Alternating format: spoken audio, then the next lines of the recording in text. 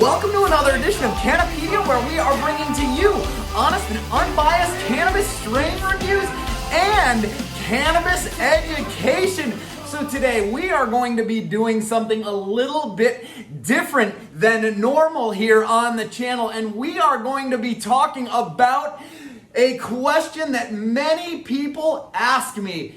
Do I need a tolerance break, or do you need a tolerance break from smoking weed? So, I know this video is not going to be for everyone. However, I feel as though the majority of people on my channel or that are following my channel are regular cannabis users. Now, whether you use cannabis for medicinal purposes, or whether you are using it for recreational purposes, or you're kind of more somebody like me who uses it for both medicinal and recreational purposes, I want to talk about how you can kind of determine whether or not you might need a tolerance break, otherwise known as a tea break, getting off the wagon, or I don't know if it's off or on the wagon, I'm not sure how the expression goes. But I can tell you that I recently, and actually right now, I am on a tolerance break. Yes, Cannapedia is on a tolerance break. And I'm not going to sit here and lie to you guys that this has been an easy process for me, because it absolutely hasn't been. As a daily user of cannabis myself, this is the first tolerance break I've taken in, no joke, a couple years. But there were a few things that I could kind of see happening or feel happening just within me, both physically and mentally, that I wanted to discuss with you guys to kind of determine whether or not, again, a tolerance break might be a good idea for you. So I think for me personally, the first thing that I noticed was that the medicine that I was using was just, and this is like the top premium boutique level cannabis, not some of these boof strains that I review sometimes. It just wasn't really getting the job done, after packing a bowl. And I found myself really having to smoke. And, you guys know I don't really smoke all that much, but I vaporize more and more and more. And throughout the day, it's like, oh my gosh, to be honest, you guys, Cannapedia was up to smoking about an eighth of cannabis a day. That is a lot of cannabis. Now, mind you, part of the reason for that is because vaporizing, the bowl in my vaporizer holds about half of a gram of cannabis. But, if we kind of just map out my smoking schedule, which is kind of what I want to talk to you guys about, let's just say I have my first session at about noon. Well, chances are about 2 to 2.5 hours later is when my next session is going to be. So that's about 2:30. Let's just say 2:30. After 2:30, it's going to be probably about another hour and a half or so until I have got my, craving or kind of desire to puff again. So that takes me to about 4 o'clock, right? So now it's 4 o'clock. Then after about 4, it's probably a little bit closer to maybe 1 hour or so. So between 5 and 5:30 or so, I'm packing up another bowl. We are up to basically 2 grams by 5 or 5:30 or so. And then, as you can imagine, after that, it's really easy to get to the end of the day and pack another 3 bowls. Let's just say 7 o'clock is my 5th bowl. And then maybe, 8:30 or 9 is going to be my next bowl. And then my last bowl of the day around 10 o'clock or so. Again, half gram bowls, half gram times 7. That is an eighth a day. And honestly, by that very last session, I was going for just the heaviest indicas that I could find just to get the job done. I personally do like to use more sativas towards the morning, hybrids in the middle of the day, and save my indicas till the end of the day. But even by the end of the day, I'm like, I just found myself needing more cannabis to get to the level.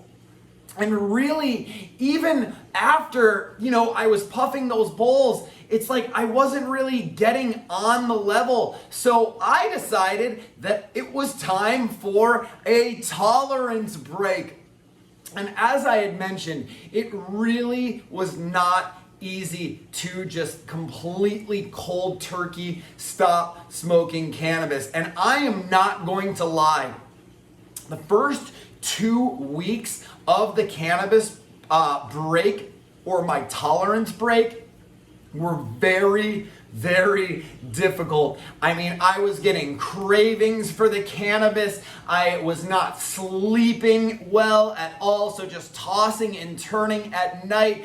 I was having terrible stomach pains and just, stomach issues. My gut was obviously not happy. And what happens, obviously, as you guys know, you build up this tolerance to cannabis where you do just need more and more and more. It's just not getting the job done. And, I know that most daily users don't even want to consider cannabis a drug, but I am going to be the first person, Cannapedia will be the first person to admit cannabis is absolutely a drug. Any substance or foreign substance that you are putting in your body, you are changing your chemical makeup in your body, and your mind starts to depend on those intermittent boosts of serotonin and dopamine that you are getting from the cannabis. And unfortunately, again, the more that you smoke, the less effective the medicine becomes. Now, after about the 2-week point, I did notice that my cravings for the cannabis have definitely subsided. As you guys can imagine, I am heavily involved in the cannabis industry. I am around cannabis pretty much every single day, and the majority of people that I know are regular cannabis users. So, being able to just be around that after that 2-week point and not really have the desire to just to be able to say no, I'm good, I'm on a tolerance break, really felt very empowering. I'm not gonna lie.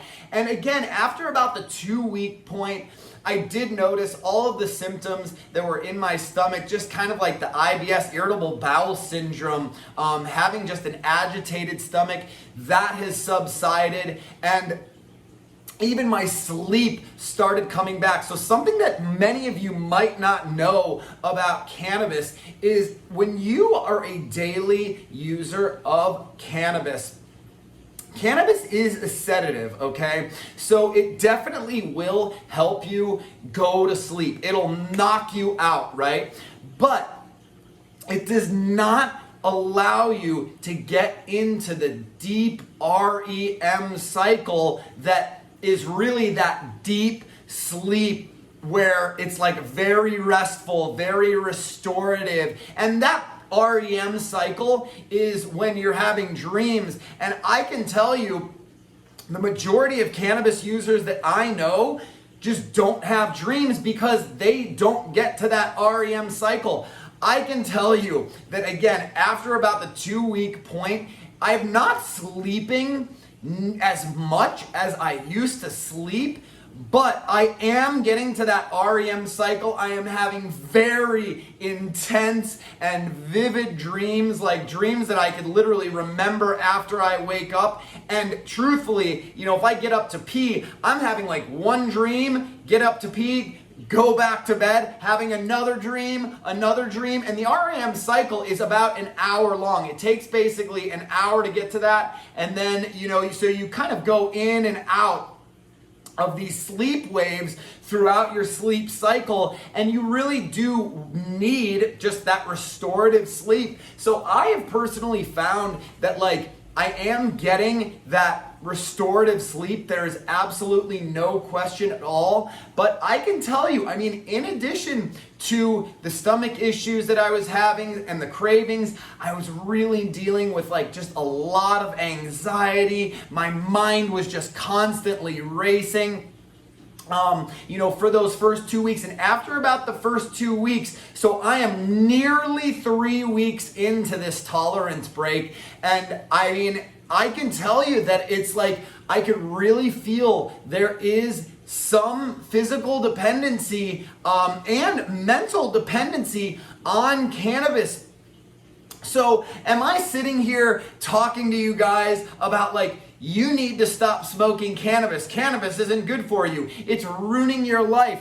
Believe it or not, for me as a vaporizer, as a user that smokes primarily out of a vaporizer, I didn't really feel any effect on my, my throat or my lungs, because I feel as though I always kind of protect my throat by using the vaporizer. But I can tell you, if you are a cannabis user who is smoking out of a bong, if all you do is puff joints or blunts, or you're ripping a bubbler or a pipe, anything where you're actually combusting the cannabis, that will definitely take a toll on your lungs. And I can absolutely assure you that if you do decide to take a tolerance break, you will notice, if you've been waking up, hacking up phlegm, that yellow shit in the mornings, that will just get better and better and better, and you will feel better and better. You'll wake up, after the first couple weeks feeling more energized. My anxiety has absolutely subsided. And truthfully, I am so glad that I did take this tolerance break. As hard as it was, as hard as it has been, I can absolutely tell you that I was overusing cannabis. To be smoking that much per day, and luckily I have a career that allows me to smoke throughout the day. However, sometimes that's not a good thing. And just as with anything else in life, practice moderation, you guys. If you don't want to go on this full-fledged tolerance break like me, I would recommend a minimum of 3 weeks to a month. I don't think 2 weeks is enough for a daily user. But if you do that, I can tell you that when you go back to puffing, it's going to be a lot more of an enjoyable experience, because you will get way more of the medicinal effects that you're looking for. You'll get way more of the recreational effects that you are looking for, without having to use nearly as much cannabis. So you're gonna save money. You're gonna obviously save your lungs, if you're a smoker. And as I was saying, if you don't wanna do the 2 to 3 week break or whatever, try doing an intermittent, fasting type thing, where maybe you just take off 1 day a week from smoking. Think about it. 1 day off is basically smoking 15% less. Realistically, it's about 15% less. If you take 2 days off per week, you're smoking 30% less than you're doing right now. And in my opinion, again, as I just said, practice moderation. I really do feel that the key to almost everything in life is just finding that balance. Find the balance in life, you guys. If you're getting to the point where you're like Cannapedia and you're just puffing all day and you're not noticing those effects, try taking a tolerance break, an extended tolerance break, 3 weeks to a month. Try doing, maybe if you don't think you can handle that, try doing 1 day and seeing, just how hard it is. Now, again, here's the deal. I am not gonna sit here and saying I am quitting smoking cannabis. Absolutely the complete opposite. I am so excited to end this tolerance break and start puffing again. But I can tell you that when I do start puffing again, I'm going to start doing it a lot more responsibly. Because again, just the key to everything in life is moderation. So, are you like, it doesn't matter what it is, are you overeating and you're eating shit all throughout the day? Are you spending all of your time with, your girlfriend or your boyfriend, and you don't have a social life, or you don't have a life outside of your relationship? Like, that's not healthy. These things are not healthy, So practicing moderation, keeping things in balance will honestly benefit you so much more than I think you have any idea. Now, if you do want to take a tolerance break, definitely let me know. Hit me up in the comments below if you're thinking about it. If you need some encouragement. I mean, I needed a lot of encouragement. I needed a lot of people around me to be like, way to go, Cannapedia. Way to go on that. Like, I'm super proud of you. Because there's certain things that you're going to find that you just really like smoking cannabis. Before, I think cannabis enhances life. I really, truly do. I don't think it is the worst thing in the world at all. I mean, for example, when I sit down in the studio to make music, being on the level, I'm a little like I feel like my ears kind of perk up a little bit. I'm a little more in tune with what I'm working on. If I go to watch a movie, I feel like I'm kind of more in the zone and I can kind of do that suspended reality when I'm watching the movie. So there's certain things that I like smoking cannabis before I do, but realistically, you should be able to do those things. Like I was just with a couple buddies the other night, and we were watching the vaccination special on the South Park vaccination special.